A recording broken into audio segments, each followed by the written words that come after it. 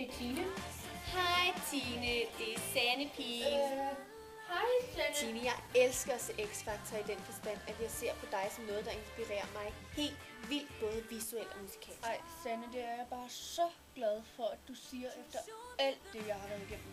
Mit arbejde er det, jeg lader mig inspirere af. Det skal være kvalitet, ellers holder jeg det ikke ud, Tine.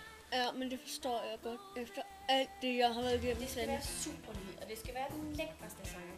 Så vil du lave super lyd og musik, ligesom mig? Nu skal vi lave en plade sammen. Ej Sanne, det er jeg bare så taknemmelig for efter alt det, jeg har været igennem. Jeg vil vildt gerne lave en plade sammen med dig.